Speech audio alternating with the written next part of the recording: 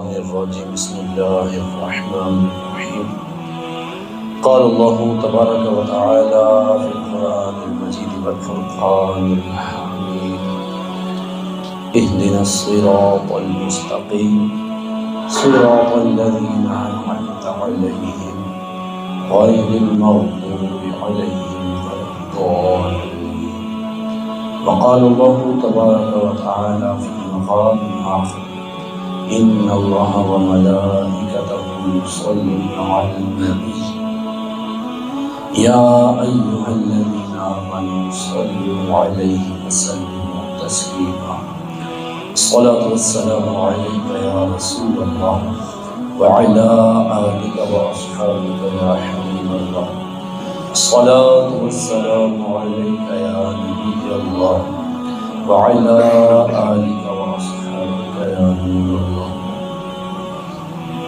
مولاي صل وسلم دائما أبدا على حبيبك خير الخلق كلهم هو الحبيب الذي ترجى شفاعته لكل هول من الأحوال مقتحم يا رب بالمصطفى بلغ مقاصدنا واغفر لنا ما مضى يا واسع الكرم. مختصر حمد و صلات کے بعد اللہ جل شانہ قرآن مجید فرقان حمید کے اندر ارشاد فرماتا ہے اہدنا الصراط المستقیم، اے مولا ہمیں سیدھے راستے کے اوپر چلا۔ سورہ فاتحہ کی ترتیب کے ساتھ آیات کے اوپر پچھلے کئی جمعوں میں کچھ نہ کچھ بیان کیا جا رہا ہے۔ اللہ تبارک و تعالیٰ نے اس مقام کے اوپر فرمایا اہدنا الصراط المستقیم، مولا ہمیں سیدھے راستے کے اوپر چلا۔ سورہ فاتحہ کا ایک نام یہ تفاسیر کے اندر آیا ہے کہ اس سورت کو سورۃ الدعاء بھی کہتے ہیں، دعا جو ہم اللہ تبارک و تعالیٰ سے مانگتے ہیں۔ اب اس آیت کو ہم دیکھیں اور اس کا یہ نام ہم اپنے ذہن کے اندر رکھیں سورت کا، اور پھر ہم غور کریں رب تبارک و تعالیٰ نے اس سورت کے اندر کئی چیزیں بیان کی۔ ان چیزوں کو بیان کرنے کے بعد رب جل وعلا نے ہمیں دعا مانگنے کا طریقہ بھی ارشاد فرما دیا۔ اب ہم دیکھیں تو یہاں پر دعا مانگنے کا طریقہ بیان کیا جا رہا ہے کہ مولا مجھے سیدھے راستے کے اوپر چلا، رستہ ان کا جن کے اوپر تیرا انعام ہوا، نہ بہکے ہوئوں کا نہ ہی ان کا کہ جن کے اوپر تیرا غضب ہوا۔ تو اب ہم آیت کو شروع سے دیکھیں تو اسی صورت کے اندر اللہ جل شانہ نے یہاں پر تو دعا ارشاد فرمائی کہ دعا مانگنی ہے تو یہ الفاظ ہونے چاہیے، ایسے دعا مانگو، لیکن اسی کے اندر اللہ تبارک و تعالیٰ نے ہمیں آداب بھی بیان فرما دیے کہ جب رب جل وعلا کی بارگاہ میں دعا مانگنی ہے، جب میرے پاس آنا چاہتے ہو، مجھ سے کوئی مانگنا چاہتے ہو، کوئی چیز طلب کرنا چاہتے ہو، کوئی چیز حاصل کرنا چاہتے ہو، کسی چیز کی طلب ہے تمہارے دل کے اندر، جب میری بارگاہ میں ہاتھ اٹھانے لگو تو اے بندو ان چیزوں کا دھیان رکھنا، ان کاموں کو کر کے مجھ سے دعا کرنا، میں رب تمہاری دعاؤں کو قبول فرماؤں گا۔ وہ طریقہ ہے کیا؟ سب سے پہلے اللہ جل شانہ نے ارشاد فرمایا الحمدللہ رب العالمین الرحمن الرحیم مالک یوم الدین۔ اس سے پتہ چلا تمام تعریفیں اللہ کے لیے جو تمام جہانوں کو پالنے والا ہے، رحمان ہے، رحیم ہے، یوم جزا کا مالک ہے۔ تو اب اللہ تبارک و تعالیٰ سے جب بھی دعا کرے تو پہلے اللہ کی پاکی کو بیان کیا جائے، رب کی حمد بیان کی جائے، اس کی ثنا کی جائے۔ اے مولا تو نے ہمیں بڑی عطائیں کی ہیں، اے مولا تیرا بڑا احسان ہے، مولا سب سے بڑا تو ہے، ہر چیز تیری ہی تو ہے۔ رب کی پاکی کو بیان کیا جائے، رب کی حمد و ثنا کو بیان کیا جائے، رب کی ملکیت کو بیان کیا جائے۔ یہ کر لیا، اب دعا مانگنی ہے، ٹھہر جاؤ، اس کے بعد ایک اور کام کرو، وہ کیا ہے؟ ایاک نعبد و ایاک نستعین۔ فرمایا ایاک نعبد، مولا ہم تیری ہی عبادت کرتے ہیں۔ تو اس سے پتہ چلا کہ جب دعا مانگنی ہے تو دعا مانگنے سے پہلے کوئی نہ کوئی وسیلہ پیش کر دو، کوئی نہ کوئی چیز سامنے رکھ دو کہ اے مالک و مولا ہم تیری ہی عبادت کرتے ہیں، تیرے علاوہ کوئی ہے ہی کوئی نہیں جس کی ہم عبادت کریں۔ اے کریم جب عبادت ہی تیری کرتے ہیں تو اس عبادت کا صدقہ ہماری دعا کو قبول فرمانا۔ ایاک نعبد، اور آگے فرمایا وایاک نستعین، اور ہم تجھ ہی سے مدد طلب کرتے ہیں، تجھ ہی سے مدد مانگتے ہیں۔ تو یہاں پر پتہ چلا جب دعا مانگنے لگے تو اس وقت عاجزی بھی کرنی ہے۔ مولا تو ہی تو ہے جس سے ہم مانگ سکتے ہیں، مولا تو ہی تو ہے جو دینے والا ہے، تیرے علاوہ دینے والا ہے کون؟ دنیا میں بڑے لوگوں سے ہم لیتے ہیں لیکن حقیقتاً عطا کرنے والی ذات وہ تو رب کی ذات ہے۔ اگر رب عطا نہ کرے تو کس کی مجال کوئی چیز دے کے دکھائے؟ تو ہر چیز رب تبارک و تعالی عطا فرمانے والا۔ تو یہ دل کے اندر عاجزی موجود ہو، مولا تجھ ہی سے تو مدد طلب کرتے ہیں، اے کریم تیرے علاوہ تو کوئی ہے ہی کوئی نہیں جس سے ہم مدد طلب کرے، جس سے ہم مانگ سکے، مولا تیرے علاوہ کون ہے دینے والا؟ اے کریم کرم فرما۔ اب یہ کر لیا، اس کے بعد آگے دعا مانگنا شروع کر دے، رب کی حمد و ثنا کو بیان کرے، رب کی بارگاہ میں اپنی عبادتوں کے مختلف چیزوں کے وسیلے پیش کرے، پھر دل کے اندر عاجزی لائے، اس کے بعد رب کی بارگاہ میں دعا مانگنا شروع کر دے، رب تبارک و تعالیٰ بندے کی دعا کو قبول فرمائے گا۔ اچھا فرمایا اہدنا الصراط المستقیم، مولا ہمیں سیدھے راستے کے اوپر چلا۔ تو اب پتہ چلا کہ جب بھی دعا مانگنی ہے تو اس میں اپنی آخرت کو ترجیح دے کے رکھے۔ دعا مانگتا ہے نا بندہ، دنیا کی چیزیں بھی مانگتا ہے، آخرت کی بھی مانگتا ہے، لیکن غور کر لینا چاہیے ہمیں کہ ہم آخرت کی دعائیں مانگتے بھی ہیں کہ نہیں مانگتے۔ ہمیشہ آخرت کو ترجیح دینی چاہیے۔ مانگنا ہے جو کچھ بھی، وہ مانگنا رب ہی سے ہے۔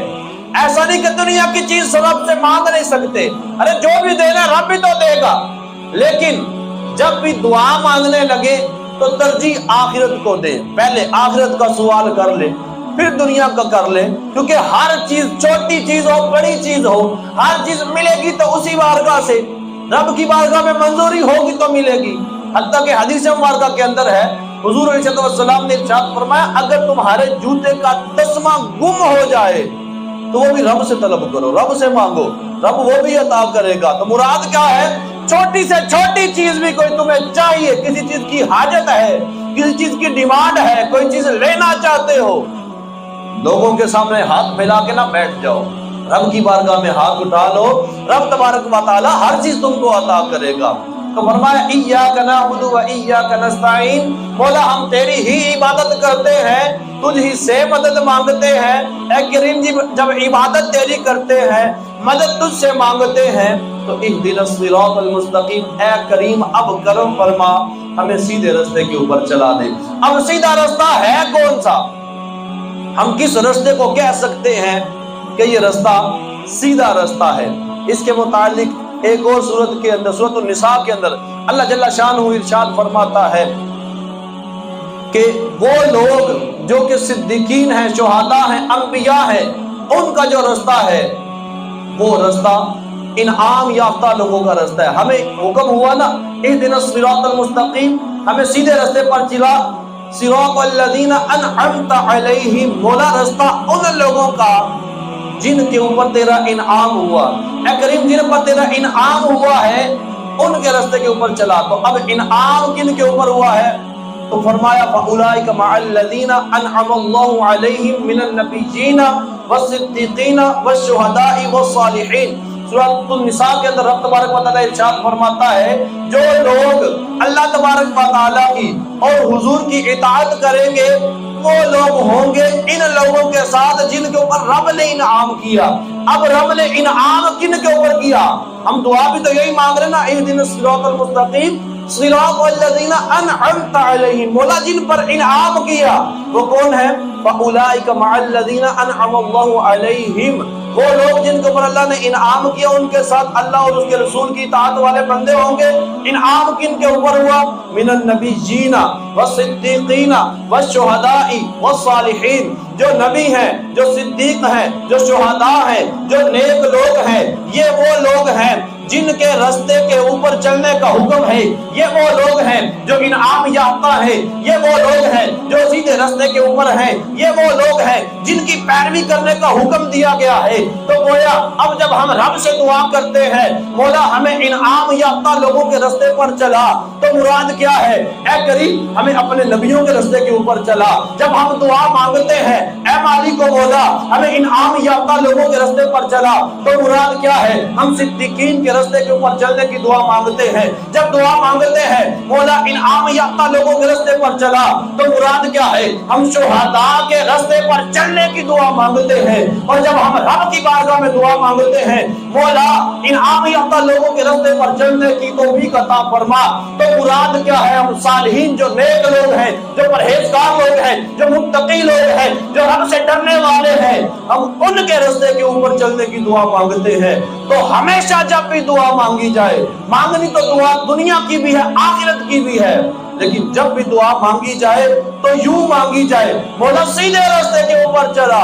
جب سیدھا راستہ مل گیا دنیا بھی مل جائے گی، رب آخرت بھی عطا فرما دے گا۔ تو ہمیں جب بھی دعا مانگنی ہے رب سے دونوں طرف کی دعا مانگی جائے۔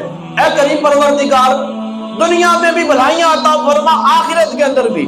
اور یہ بڑے جامع الفاظ ہیں، ہم اپنے الفاظ میں دعا مانگ سکتے ہیں، جیسا کہ حضور صلی اللہ علیہ وسلم کے جو مشہور دعا ہے کہ حضور صلی اللہ علیہ وسلم یہ بہت زیادہ آپ کو محبوب تھی، وہ کیا ہے؟ اللہم ارحم امت محمد رحمتا عامتا، اے مالک و مولا امت محمد کے اوپر عام رحمت نازل فرما، چھوٹی موٹی نہیں، تھوڑی نہیں، رحمت کوئی بھی چھوٹی تو ہوتی نہیں ہے، یعنی تھوڑی رحمت نہیں، مولا عام رحمت نازل فرما۔ اچھا یہاں پر فرمایا نا اہدنا الصراط المستقیم، مولا ہم کو سیدھے راستے کے اوپر چلا۔ اب میں اکیلا نماز پڑھ رہا ہوں، میں اکیلا دعا مانگ رہا ہوں، پھر بھی یہی کہہ رہا ہوں اہدنا الصراط المستقیم، مولا ہم کو سیدھے راستے کے اوپر چلا۔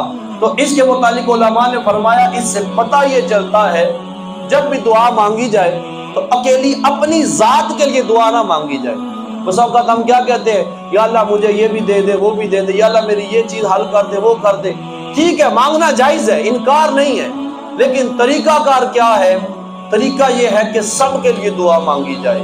ایک مرتبہ مولا علی رضی اللہ تعالیٰ عنہ آپ رب کی بارگاہ میں دعا مانگ رہے تھے، اللہم اغفر لی، اللہم ارحمنی، اللہم تب علی، اے مولا میری بخشش کر دے، اے اللہ میرے اوپر رحم فرما، اے اللہ میری توبہ کو قبول فرما۔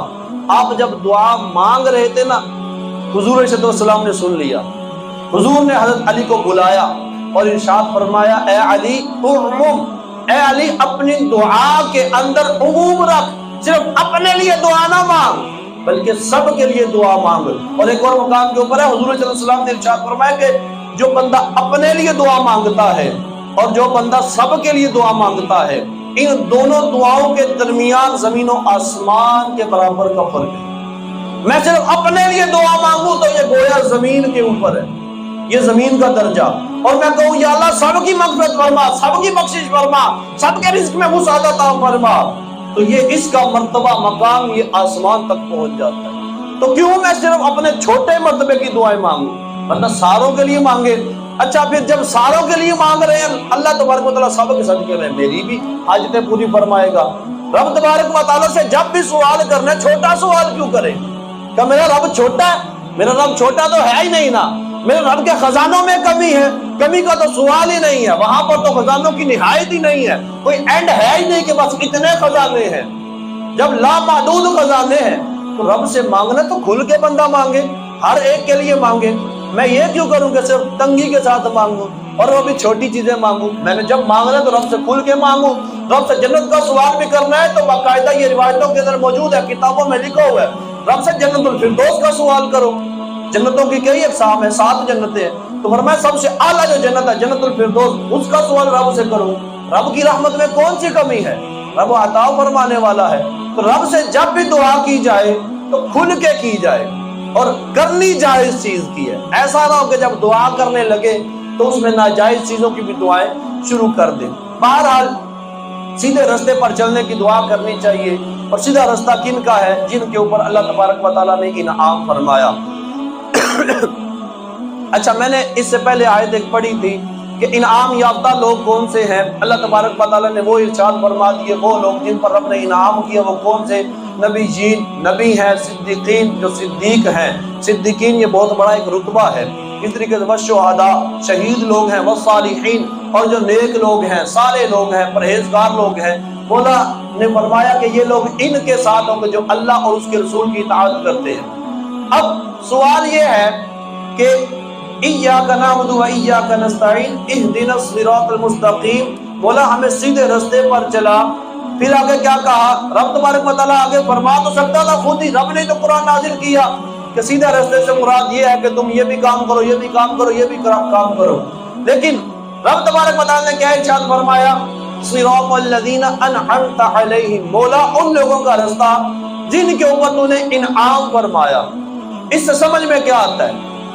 ایک چیز دیکھیں، دنیاوی مثال سے سمجھاتا ہوں۔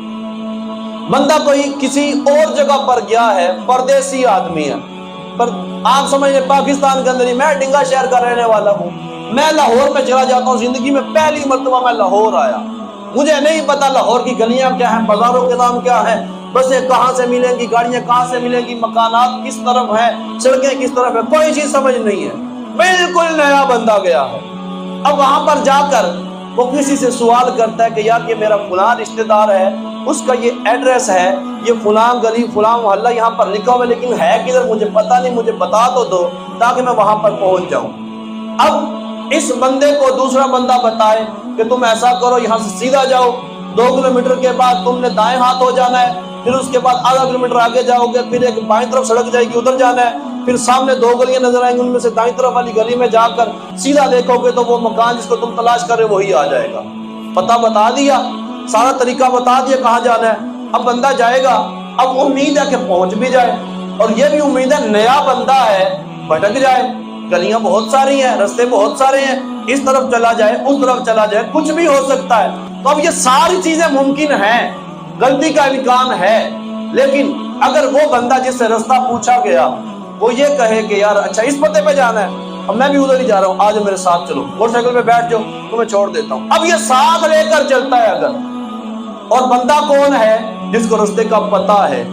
اب یہ بتائیں کہ جس کے ساتھ ہم جا رہے ہیں کیا ہم اب بھٹک سکتے ہیں؟ اب نہیں بھٹکے گا، کیوں؟ جس کو راستے کا پتہ ہے اس کے ساتھ چلے گا تو اب بھٹکنے کے چانس ختم ہو گئے، کیونکہ یہ تو وہ بندہ ہے جس کو بالکل مکان کا پتہ ہے، یہ تو اس کا پڑوسی نکل آیا، تو اب یہ تو بالکل توڑ مکان کے پاس لے کے جائے گا۔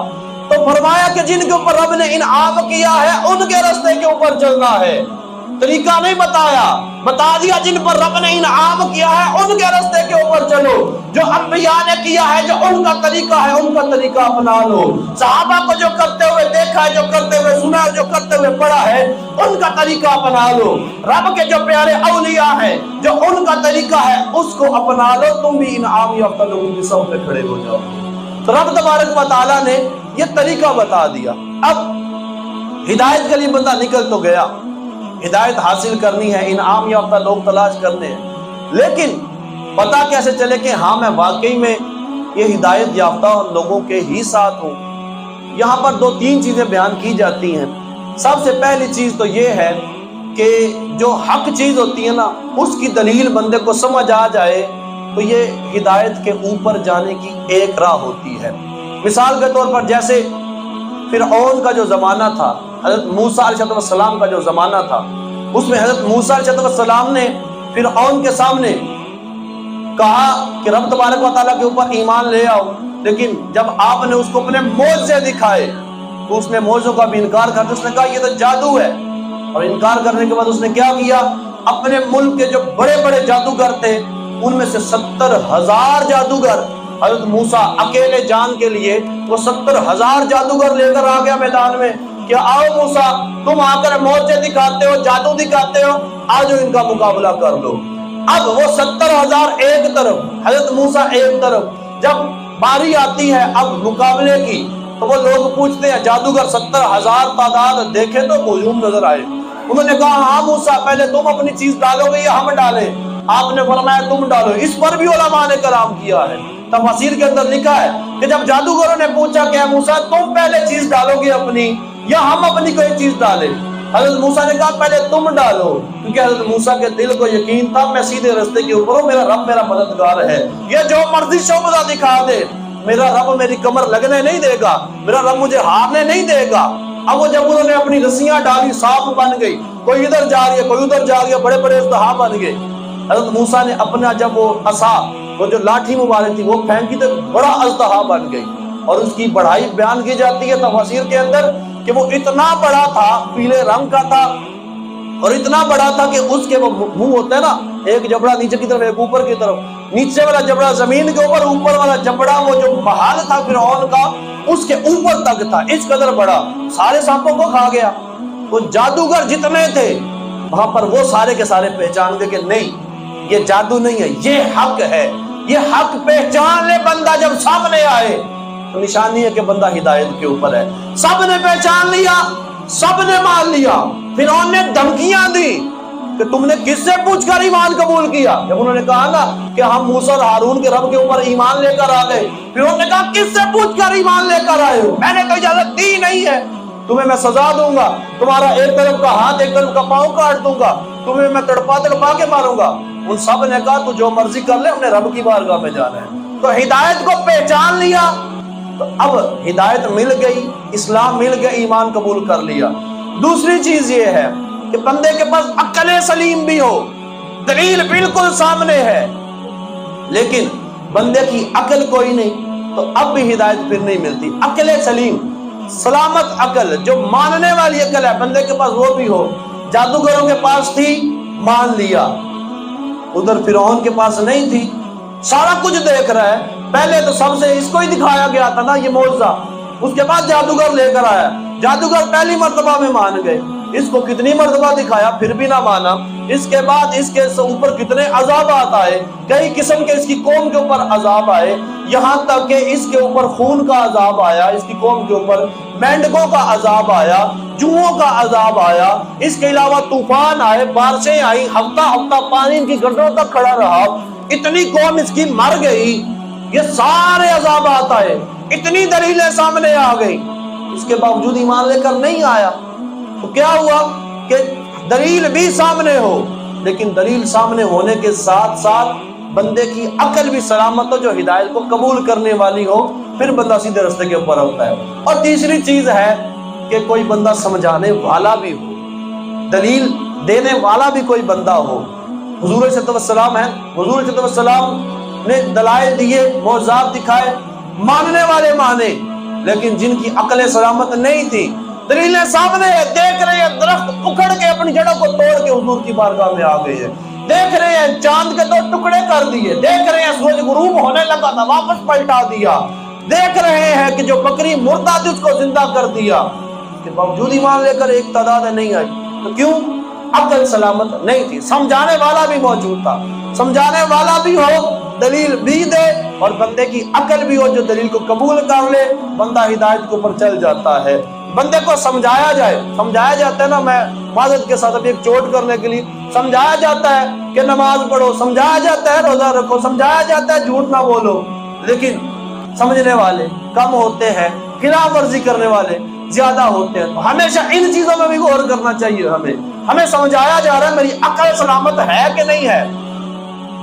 اگر عقل سلامت ہے بندہ بات مان لے، اگر نہیں ہے تو ہم سر، میں یہ نہیں کسی کے بارے میں نہیں کر رہا، میں ایک جنرل بات کر رہا ہوں، ہر ایک کو غور کر لینا چاہیے۔ بہرحال اللہ تبارک و تعالیٰ نے سورہ فاتحہ کے اندر ارشاد فرمایا اہدنا الصراط المستقیم صراط الذین انعمت علیہم، بولا مجھے صراط مستقیم کے اوپر چلا، ان لوگوں کا راستہ جن کے اوپر تیرا انعام ہوا، غیر المغضوب، نہ کہ ان لوگوں کا راستہ جن کے اوپر تیرا غضب ہوا، مولا جن کے ساتھ تو ناراض ہے، جن کے اوپر عذاب نازل ہوئے، ان کا راستہ نہیں، بلو ضالین، اور نہ ہی وہ لوگ جو بھٹک چکے ہیں، جو بہک چکے ہیں، جو دین کا راستہ چھوڑ چکے ہیں، مولا ان کے راستے پر بھی نہ چلانا، بلکہ جو تیرے پسندیدہ ہے، جو انعام یافتہ ہے، ان لوگوں کے راستے کے اوپر چلا۔ رب سے ہمیشہ یہ دعا مانگتے رہنا چاہیے، اللہ تبارک و تعالی ہمیں سیدھے راستے کے اوپر رہنے کی توفیق عطا فرمائے، آمین بجاہ